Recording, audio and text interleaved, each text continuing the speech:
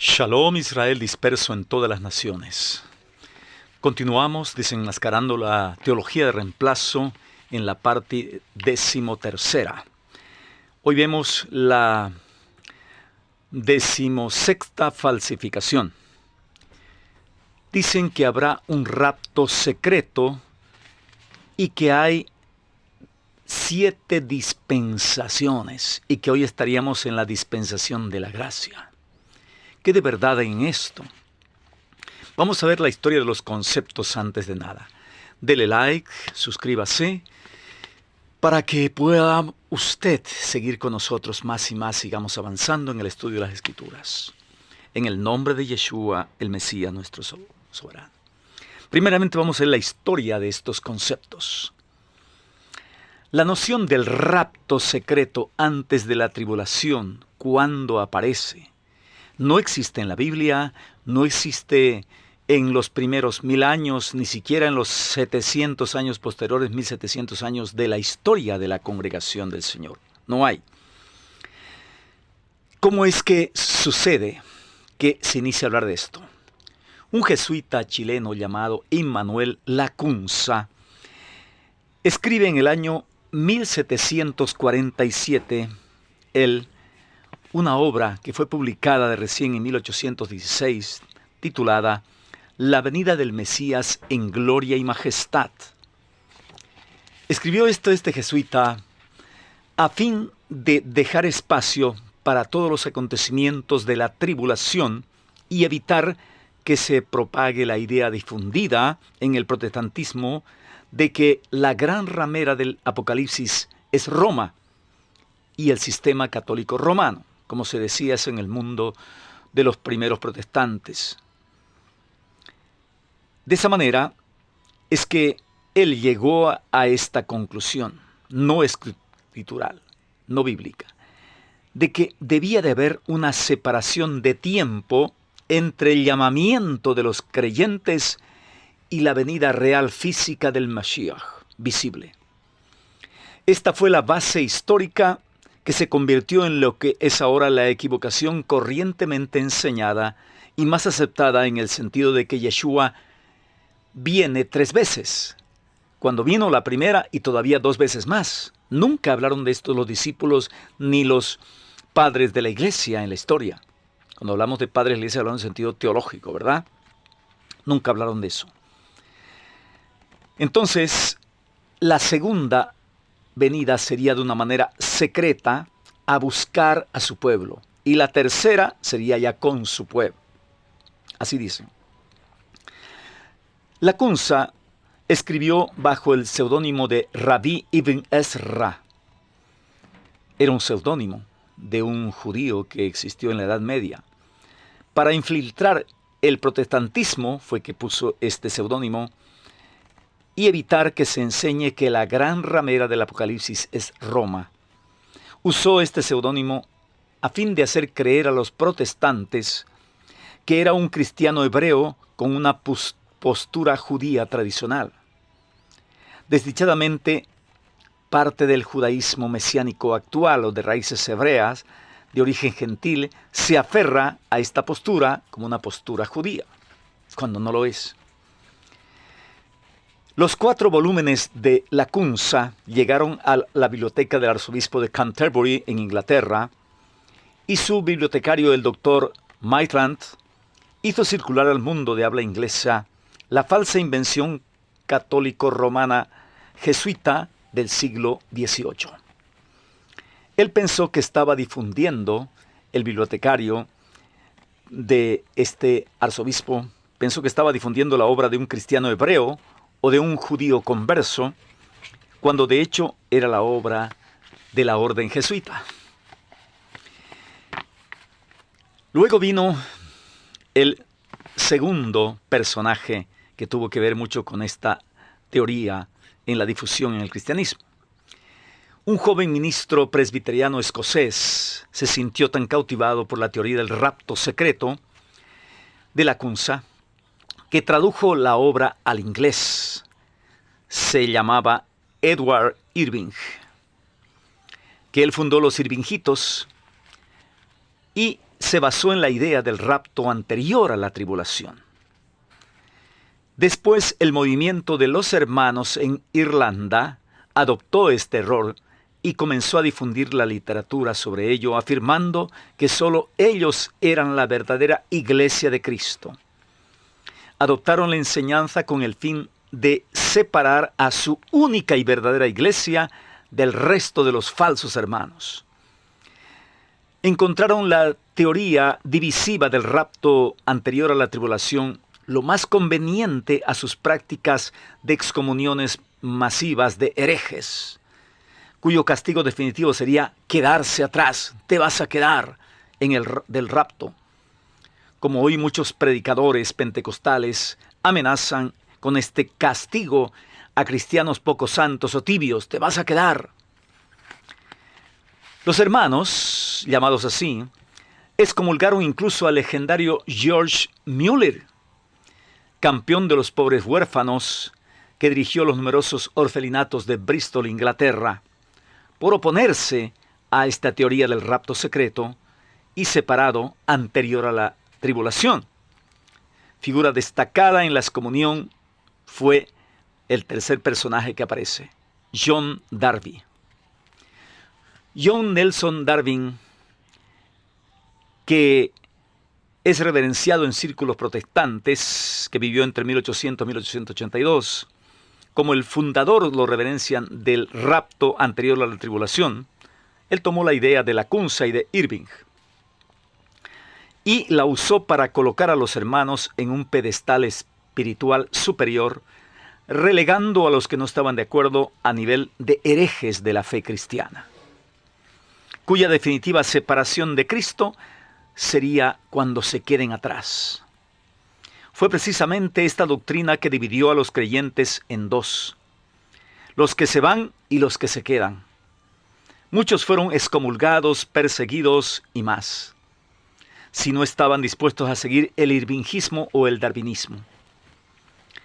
Y Darby fue mucho más allá, pues se dio cuenta de que durante los 7 años de la semana final de Daniel 9:27, se tendrán que hacer las ofrendas de la ley mosaica en el templo, así le llaman ellos ley mosaica, la Torá del Señor, puesto que la ley es claramente observada durante este periodo de 7 años.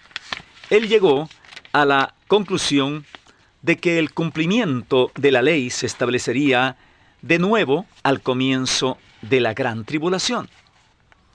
Esto hizo que separase la historia escritural y profética en épocas compartidas, y esto llaman las dispensaciones, las 7 dispensaciones.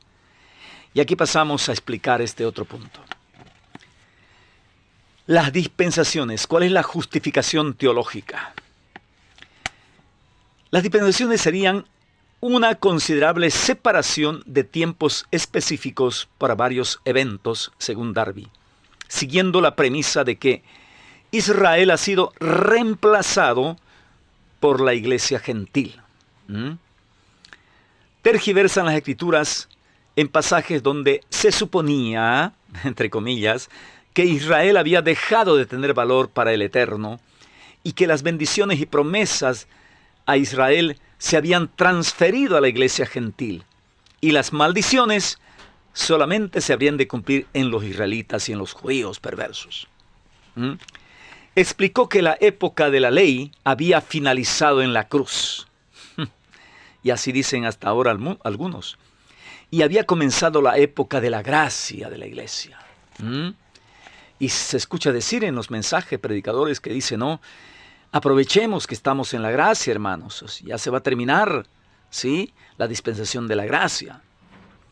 Entonces la TDR, la teología de reemplazo, dice que la iglesia no abandonará la gracia para volver a la ley de Moisés, y adoptó la idea del rapto secreto, un rapto secreto anterior a la tribulación, de Lacunza, de Irving y de Ibn Ezra.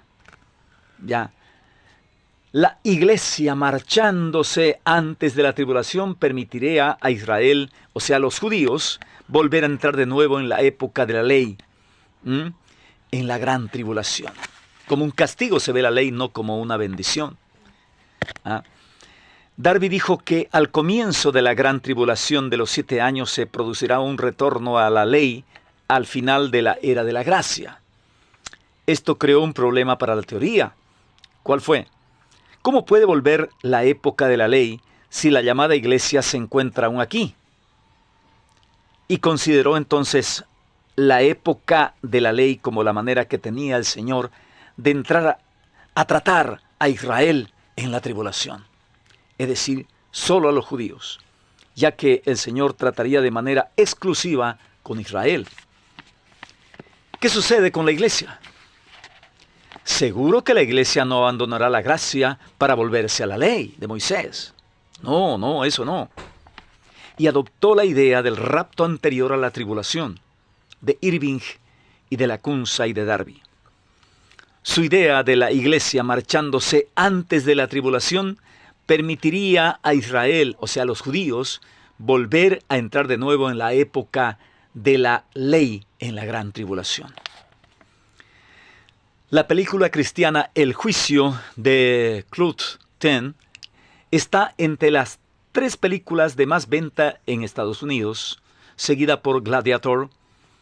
Costó $11 millones y es la 4ª de una serie basada en Apocalipsis, traducida o producida por Cloud 10 Pictures, que realizó la producción cinematográfica Dejados Atrás.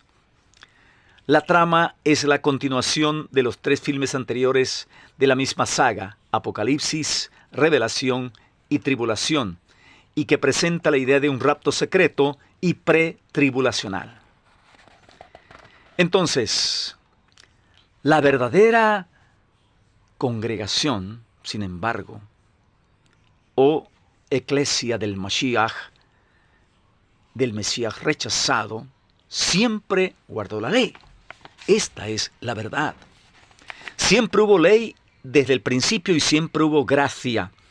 El asunto es qué significa la palabra gracia. Viene el hebreo Hesed, que significa bondad, favor, misericordia del Señor a aquel que se arrepiente.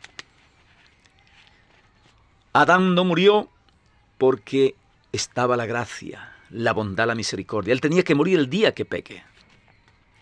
Por eso murió en su lugar ese cordero. 2 corderos, de los cuales hizo las túnicas de pieles que dice Génesis 3:21 para ellos, ¿verdad? Por eso Apocalipsis dice, este es el cordero que fue inmolado desde el principio de la fundación del mundo. O sea, el Mesías murió simbolizado por esos animales, cuyas ropas vistieron, cuya piel vistieron Adán y Java. La verdad entonces es que estos eruditos están en un gran error e ignorancia de las Sagradas Escrituras y un grave desconocimiento de la historia de los creyentes.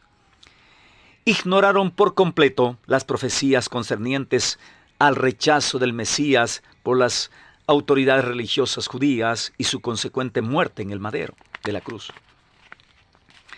¿Qué nos dice Isaías 53, 3 al 12? Por ejemplo, despreciado y desechado entre los hombres, varón de dolores. También dice, ciertamente llevó él nuestras enfermedades y sufrió nuestros dolores. Y nosotros le tuvimos por azotado, por herido de Elohim y abatido. Mas el herido fue por nuestras rebeliones. Él sufrió por nosotros. Y dice también, hermanos, en Daniel 9:26, y después de las 62 semanas se quitará la vida al Mashiach, mas no por sí. Y el pueblo de un príncipe que ha de venir destruirá la ciudad y el santuario, y su fin será con inundación, y hasta el fin de la guerra durarán las devastaciones. Daniel 9:26.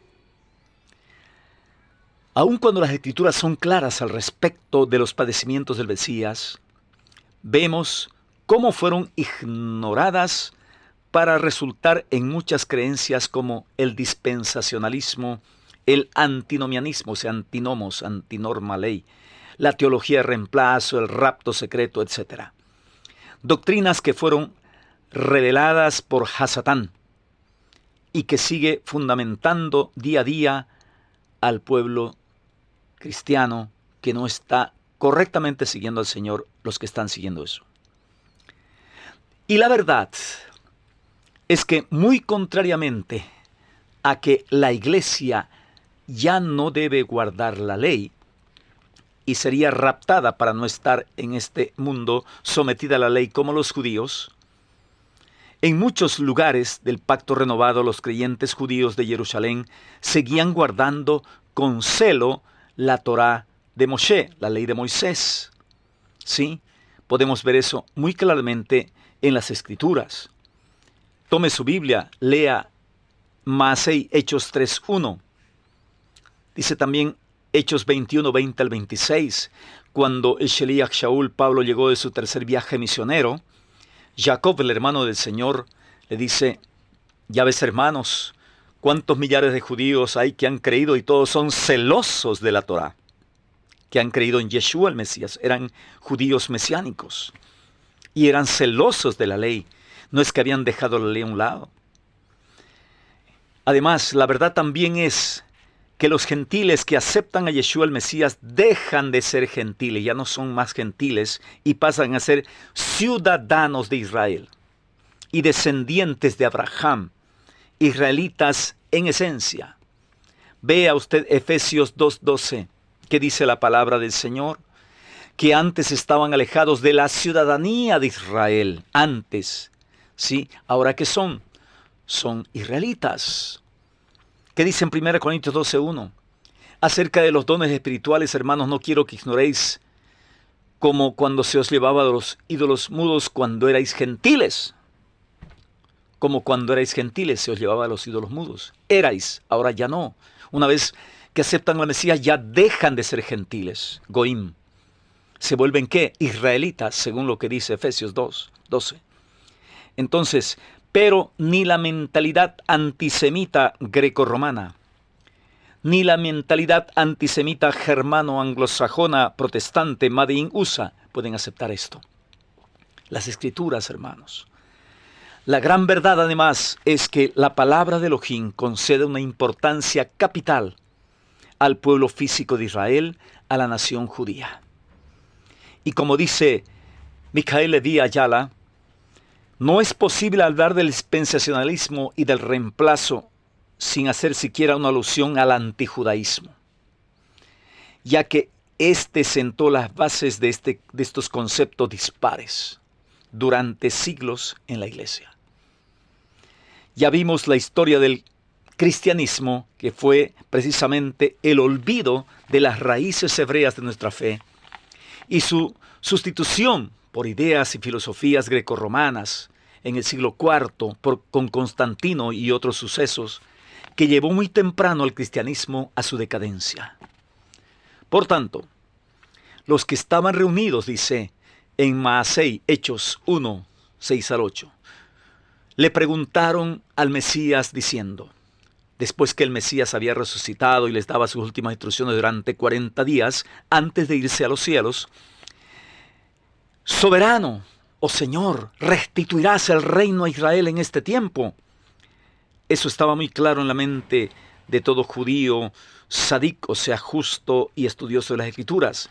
La restitución del reino a Israel, del reinado de David, el sucesor, el Mashiach. Entonces él les respondió: a vosotros no os toca saber ni los tiempos ni las ocasiones que el Padre dispuso por su sola autoridad. Sea, el Señor ha dispuesto que suceda eso, pero en ese tiempo no era todavía. Pero recibiréis poder cuando la Ruach HaKodesh, Espíritu de Santidad, haya venido sobre vosotros, y me seréis testigos en Jerusalén, en Yehudá, en Shomrón, Samaria y hasta lo último de la tierra.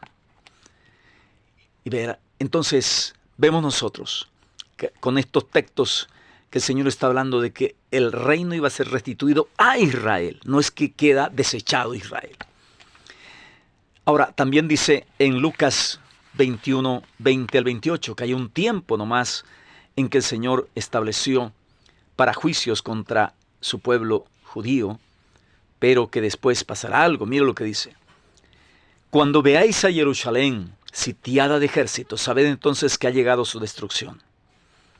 Caerán a filo de espada y serán llevados cautivos a todas las naciones, Nosotros somos descendientes de esos judíos. Caerán a filo de espada, y Jerusalén será pisoteada por los gentiles, hasta que los tiempos de los gentiles se cumplan. Jerusalén iba a ser pisoteada por los gentiles, hasta el día de hoy sigue, hasta el tiempo que se cumpla el tiempo de los gentiles.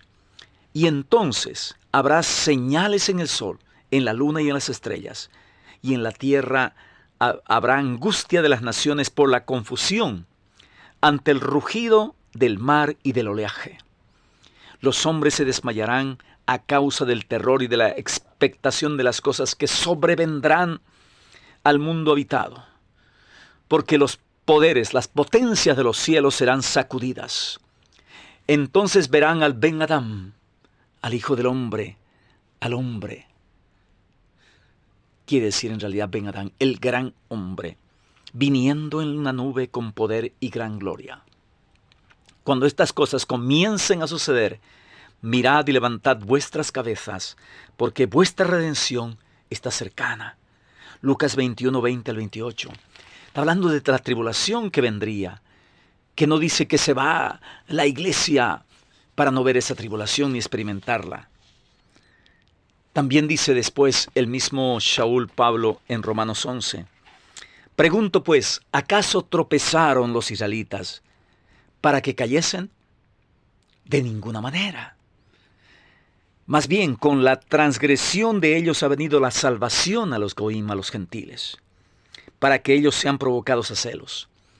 Y si su transgresión es la riqueza del mundo, su transgresión fue riqueza del mundo, y su fracaso es la riqueza de los gentiles, ¿cuánto más será su plena restauración? Porque si la exclusión de ellos, o sea de Israel, resulta en la reconciliación del mundo, ¿qué será su readmisión sino vida de entre los muertos? La readmisión de Israel. Versos 11 al 12 y 15. Luego dice en los versos 25 al 27. No quiero, hermanos, que ignoréis este misterio, que ha acontecido a Israel endurecimiento en parte, hasta que haya entrado la plenitud de los goim, Melo HaGoim. Y así todo Israel será salvo. Como está escrito, vendrá de Sión el libertador, que quitará de Jacob la impiedad, y este será mi pacto con ellos cuando yo quite sus pecados. Será mi pacto con ellos cuando yo quite sus pecados. El Señor quitará los pecados de Israel también. En Matitiajo, y esta es una cita, Mateo 24 dice, nos da una clara señal cronológica de eventos. Dice que cuando él estaba sentado en el Monte de los Olivos, los talmidim, los seguidores se acercaron y aparte le dijeron, dinos, ¿cuándo serán estas cosas y qué señal habrá de tu venida y del fin del siglo? Hay tres preguntas, porque él había dicho, cuando ellos se admiraban por las piedras del templo, dijeron, qué majestuosidad, semejantes piedrones. Él dijo, no quedará piedra sobre piedra acá, que no sea derribada. Y por eso le preguntan aparte, ¿cuándo serán estas cosas? Eso de que será destruida totalmente la ciudad y el templo. ¿Qué señal habrá de tu venida? Hay otra segunda pregunta. Y la tercera, ¿y del fin del siglo? Son tres preguntas. Y él va respondiendo en ese capítulo y el paralelo de Lucas 21 también acerca de estas preguntas. Yeshua les dijo, mirad que nadie os engañe. Pero fueron engañados, han sido engañados y siguen siendo engañados. Con esta advertencia comienza a responderles a sus seguidores, porque vendrán muchos en mi nombre diciendo, yo soy el Mashiach, el ungido, y a muchos se engañarán, oiréis de guerras y rumores de guerras. Mirad que no os turbéis, porque es necesario que todo esto acontezca, pero aún no es el fin. Y habrá pestes y hambrunas, estamos viendo las pestes con más fuerza, y terremotos, y todo esto será principio de dolores. Verso 8. Ya, principio de dolores será esto. ¿Qué es todo esto? Todo esto. Como dice, es necesario que todo esto acontezca, pero aún no es el fin, aún no es el fin. Vemos una primera fase en los acontecimientos que se avecinan sobre toda la tierra. el principio de dolores, la primera fase, caracterizada por las falsas doctrinas, las falsas ideas, la falsa moral y los falsos maestros. Vendrán muchos en mi nombre y a muchos engañarán. Las Escrituras anticipan las señales previas a los últimos tiempos. Gran relajación en el comportamiento, en las costumbres morales de la sociedad, al mismo tiempo que se producirá un gran interés por lo sobrenatural, pero no por lo que es bueno y correcto, como hoy en día el misticismo, por la búsqueda de la verdad, pero por medio de filosofías y doctrinas extrañas. Se considera fundamentalistas y fanáticos el profesar una genuina fe de acuerdo a las Escrituras. Proliferan los videntes, los médiums, los sanadores de todo tipo y similares, los gurúes, que son los mismos o maestros que han tenido del Oriente, del Extremo Oriente, la India y esos lugares. Proliferan ya esos videntes, sanadores, los que la sociedad aplaude, escucha y sigue. Filosofías perniciosas y antiescriturales como la nueva era que está ahora plenamente en acción. El espiritismo y otras. Hoy en día se habla de chakras, de karmas, de energías y tantas cosas. Conflictos bélicos y tensión militar. Y todo esto no es más que el principio. Pero dice el Sheliach Shaul, apóstol Pablo, pero acerca de los tiempos y de las ocasiones, hermanos, no tenéis necesidad de que os escriba. Miren, ya ellos sabían, porque vosotros mismos sabéis perfectamente que el día del soberano, el día, ese término del día no es un día solamente, es un término metafórico de un tiempo. Vendrá como ladrón en la noche. Cuando digan paz y seguridad, entonces vendrá la destrucción de repente sobre ellos, y de ningún modo escaparán. Primera Tesalonicenses 5, 1-4. Los creyentes sabemos que la paz en el mundo no podrá ser de ninguna manera hasta que Yeshua HaMashiach vuelva para establecer su reino de paz. La verdadera paz que solo Él puede dar al corazón humano. Hermano amado, es importante entender, después de esto vendrán más cosas que vamos a ir hablando en el segundo video de esta parte, que les invito a estar atentos. Shalom Alejem, paz, salud, prosperidad para ustedes. Estamos hablando acerca de que si es verdad el rapto pretribulacional, y estamos viendo que eso no existió ni en la Biblia ni en la historia por 1700 años aproximadamente en la congregación de la Iglesia del Señor, o la Eclesia o la Israelita Mesiánica. No existió. Que el Eterno les bendiga. Quien estuvo con ustedes, Sheliach, Rabino Mesiánico, Yehoshua Ben Sadok. Amén.